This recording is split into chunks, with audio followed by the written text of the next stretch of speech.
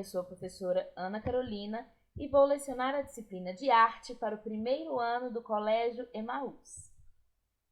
Lembrem-se, meninos, das nossas orientações de estar sempre num local bem tranquilo para fazer as videoaulas e que todas as atividades, exercícios, revisões devem ser feitos tendo como base as nossas videoaulas, tudo bem?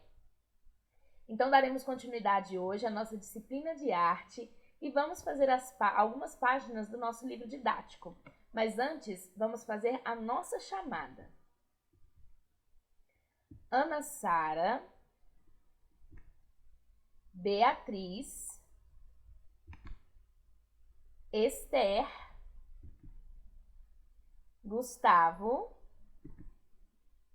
Júlia, Kaique, Camille,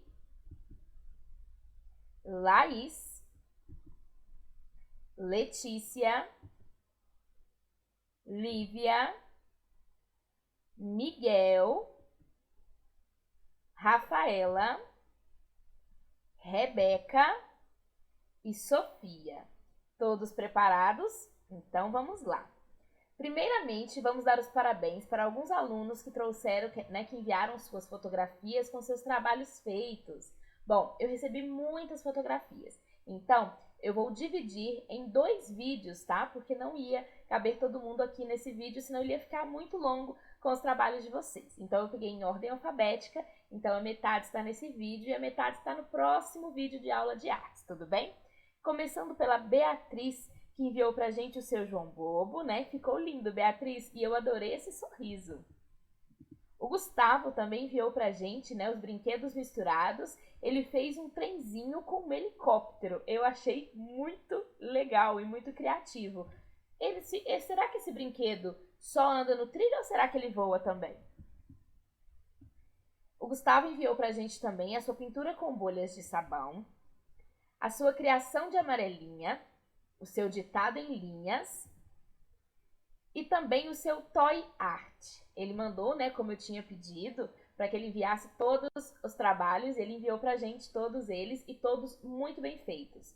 Todos com muita criatividade e o toy art ficou incrível, né? Ele utilizou colagens.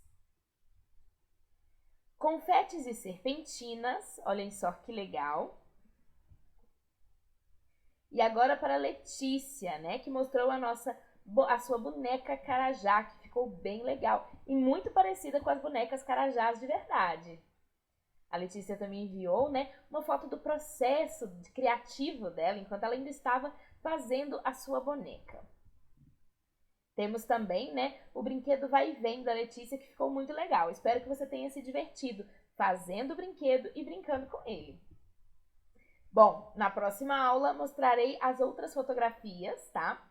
Então, se o seu trabalho que você enviou pra gente não está nesse vídeo, vai estar na próxima videoaula. Podem ficar tranquilos, tá? Então, hoje, nós faremos da página 69 até a página 75. Peguem o livro didático, acompanhem as leituras. Sempre que houver uma fotografia, observe a fotografia pelo livro, tá bom? Pela videoaula fica um pouquinho mais difícil, no livro está mais claro, normalmente está com uma fotografia maior, né? Uma imagem de melhor qualidade. Então, por favor, sempre que tiver uma fotografia, vejam no livro. Se algum dia, alguma videoaula eu colocar uma fotografia que não está no livro, podem deixar que eu falo para vocês ficarem de olho aqui na tela da nossa videoaula, tá bom? Então vamos fazer agora a linha do tempo e falar da geração de gravuristas, lá na página 69. Na região nordeste do Brasil, alguns artistas populares são chamados de brincantes. Os brincantes cantam, dançam, tocam instrumentos e brincam. Dessa forma, ajudam a preservar a cultura popular. A ciranda e o maracatu são exemplos de manifestações dos brincantes. No Nordeste, também há muitos artistas que se dedicam à arte da gravura, mais especificamente à xilogravura. É comum que esse tipo de arte seja passado de geração em geração. Normalmente, meninos, esse tipo de arte cultural, né, que tem aí um pé na cultura do Brasil, essa cultura antiga, normalmente ela é passada de pai para filhos, né? Temos gerações de família que lidam e que conversam com essas artes, né? Então essas pessoas aprenderam os pais, que aprenderam com os pais deles, e assim por diante, para que essa cultura não acabe desaparecendo do nosso país, do nosso mundo, né? Porque em várias outras culturas também acontece essa cultura que é passada de geração após geração nas famílias. No caso do pernambucano Severino Borges, a xilogravura é uma arte praticada pela família toda. Seu pai, Amaro Francisco, também é xilogravurista e seu tio, J. Borges, é um dos maiores representantes brasileiros dessa forma de arte. Compare as gravuras sobre o maracatu de Severino Borges e depois pesquise na internet outras obras dos 3 artistas citados nessa página. A xilogravura, né, meninos, ela é uma arte muito bonita, né, e muito difícil também. As pessoas acham que é fácil, na verdade não. A xilografia utiliza aí vários carimbos, né, então é realmente bem complicado de se fazer, não é assim tão fácil. Agora vamos ler a linha do tempo. Bezerros, Pernambuco, em 1935, foi o nascimento do J. Borges. No mesmo local, em 1939, nasceu Amaro Francisco Borges. Em Escada, Pernambuco, nasceu em 1968 o Severino Borges. Aí os 3 artistas de maior proeminência, né, os mais conhecidos dessa arte aqui no nosso país. Agora lá na página 70, vamos falar da matriz para isogravura. Para produzir uma gravura, é necessário preparar uma matriz com a figura a ser aplicada, que deve ser feita de modo invertido, como no exemplo abaixo. Primeiro eu vou explicar para vocês o que é uma matriz. Uma matriz, normalmente, é algo que veio primeiro. Matriz vem de mãe, então ela é a que dá origem, né?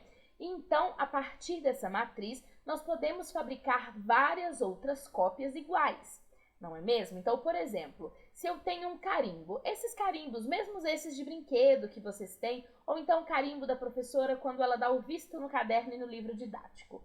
Esse carimbo, ele é uma matriz, ele é a mãe, ele é a força motriz. Então, o que acontece aqui? Quando a gente coloca a tinta naquela superfície, nós conseguimos replicar aquela imagem perfeitamente várias outras vezes. Então, a matriz dá origem a várias outras obras, tá? Nesse caso da isogravura, também é o mesmo processo, né? A mesma ideia. De uma matriz, nós podemos fabricar várias outras obras a partir dela. Por que tem que ser invertido? Essa é a parte mais difícil de se fabricar um carimbo, né? O desenho ele precisa ser invertido do modo com que você quer que ele fique. Porque se você fizer da maneira com que você quer que ele fique já na sua matriz, quando você passar essa arte para outro local, ela vai ficar ao contrário. Então, sempre precisamos fazer carimbos e matrizes para isogravura, para xilogravura, para carimbos, de maneira invertida, para que quando essa figura vá para o papel, ela fique do modo com que a gente gostaria que ela ficasse, tá bom? As fotos ao lado mostram o processo de produção da matriz e de impressão da obra Caboclo de Lança, de Severino Borges, em xilogravura.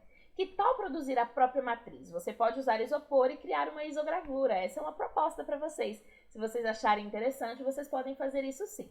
Vamos ver aqui o passo a passo da criação da matriz. O artista faz um desenho na madeira com a goiva, ferramenta própria para entalhar esse tipo de material. Esse desenho é a matriz. Depois, passa tinta sobre toda a superfície da matriz, coloca uma folha de papel e em seguida retira delicadamente a folha, obtendo uma impressão. Tem que se retirar delicadamente, porque se a gente tirar muito rápido, pode ser que borre a tinta, tá bom? E aí depois é só deixar secar, né? Para isso, desenhe uma figura, né? Aqui a sugestão. Desenhe uma figura com um lápis sobre o isopor e depois entalhe o contorno com um palito de madeira. Não se esqueça de inverter o desenho para que ele fique na posição correta no momento da pressão e também não se esqueçam de, se forem fazer esse exercício, tenham sempre perto de vocês o adulto ou responsável, tá bom? É sempre importante para esse tipo de atividade. E agora na página 73, Artes Integradas, o maracatu. Na cultura popular brasileira, há muitos exemplos de folguedos, que são festas populares realizadas em várias regiões do país. Essas festas integram várias linguagens artísticas, como a música, a dança, o teatro e as artes visuais, e podem ter origem religiosa ou folclórica. Um exemplo do folguedo é o maracatu, muito comum na região Nordeste. O maracatu tem raízes africanas, né? Então, sabemos que o maracatu ele veio da África, provavelmente com os escravos que vieram aqui para o nosso país na época da colonização. Então, meninos, lembrem-se, os folguedos sempre serão festas populares que integram várias artes, então teatro, dança, música e todas as artes possíveis. Essas festas populares são chamadas de folguedos. Existem dois tipos de maracatu. O maracatu nação, mais comum em Recife, em Pernambuco, e o rural, que é originário da cidade de Nazaré da Mata, né, lá em Pernambuco. Cada um deles tem características diferentes. Por exemplo, no nação acontece um cortejo com vários personagens, né? Como a dama do passo, que segura uma boneca negra chamada calunga, e o porta-bandeira ou porta-estandarte, que é o representante da corte. Normalmente ele carrega a bandeira aí do grupo, né? Os personagens principais são o rei e a rainha do conto. Já no maracatu rural, o personagem principal é o caboclo de lança, com seu figurino coberto de lantejoulas e fitas coloridas. Então, assim, bem alegre, né? Ele está ali representando os escravos guerreiros. Agora vamos para o mundo sonoro falar dos ritmos do maracatu, lá na página 74, tá? O maracatu nação e o rural também podem ser diferenciados pelo ritmo, pela intensidade e pela duração das músicas que os acompanham. O maracatu nação é conhecido como maracatu do baque virado. Nele, o ritmo começa devagar e depois vai acelerando. São utilizados instrumentos de percussão, como as alfaias, que são tambores grandes, as caixas, os ganzás e o gongue. O maracatu rural é conhecido como baque solto. O ritmo é mais acelerado que no nação. E o baque solto é o maracatu dos metais, porque tem instrumentos como trombones e trompetes, então um pouco mais modernizados, né? Além deles, os instrumentos de percussão, como as caixas, os tambores e as matracas. Ritmos do maracatu. No tema 4, conhecemos muitos brincantes da cultura popular e brinquedos feitos artesanalmente. Entre joões, teimosos e mamulengos, descobrimos importantes expressões da cultura nordestina e finalizamos no ritmo do maracatu, com diferentes instrumentos musicais. Foi tudo muito animado e ainda restou energia para conhecer um pouco mais um grupo e uma artista apresentados nesse tema. É muito importante, meninos, a gente entender que o nosso propósito aqui é compreender que existem outras culturas diferentes da nossa, né? Muitas vezes a gente nem ao menos tem consciência, tem ciência de que essas culturas existem. E é sempre muito importante que a gente entenda a existência dessas culturas, dessas festas, mesmo que elas não representem quem nós somos, né? Como pessoas individuais, ou como família, ou como grupo, né? Nós precisamos entender que essas culturas diferentes existem, né? E que elas estão ali e que precisam também ser respeitadas como a arte que são, né? Então vamos lá. Mamulengo de Cheiroso. O grupo de teatro Mamulengo de Cheiroso foi fundado por Aglaé Fontes em Aracaju, em Sergipe, em 1978. E entre os espetáculos do grupo estão O Figo da Figueira e As Aventuras de uma Viúva Alucinada. Os personagens Cheiroso aparecem em todas as produções. E o Severino Borges, né, esse artista incrível de xilogravura, vamos ler aqui. A xilogravura é praticada por muitos familiares de Severino Borges e se tornou a forma de expressão desse artista. Em seus desenhos, ele registra vários detalhes da cultura nordestina. Essa figura que está aqui é uma das figuras mais clássicas da xilogravura, né? A xilogravura normalmente ela tem esses traços muito parecidos com esses que estão aqui, com poucas variações, normalmente na cor preta sobre o fundo branco, né? E é realmente uma arte muito bonita. Eu particularmente gosto muito das xilogravuras. Eu acho que é de uma simplicidade muito bonita e que faz com que a gente realmente perceba a cultura nordestina, né?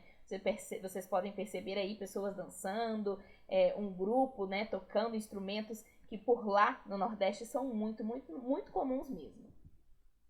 E agora a atividade, né, que deve integrar o portfólio de vocês. Chegou a hora de imprimir sua isogravura. Com um rolinho ou um pincel, passe tinta guache na matriz de isopor que você criou lá na página anterior. A tinta deve ser distribuída de maneira uniforme em toda a superfície da matriz.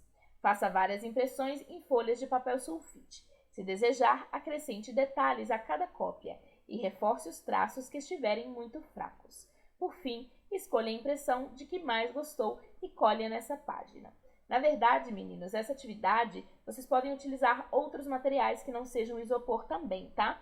Como estamos aí nessa aula online, nessa aula domiciliar, vocês podem fazer essa atividade da maneira com que vocês acharem mais legal, desde que seja de uma maneira bem criativa, tá bom? Não se esqueçam de mandar as fotografias com todos os trabalhos. E também, se vocês puderem, né, tirar foto também do processo de criação, de como vocês criaram a sua matriz até ela chegar ali no papel, tá bom? Bom, nos vemos na próxima aula, quando vamos continuar nossos exercícios do livro didático. E lembrem-se, juntos no caminho certo.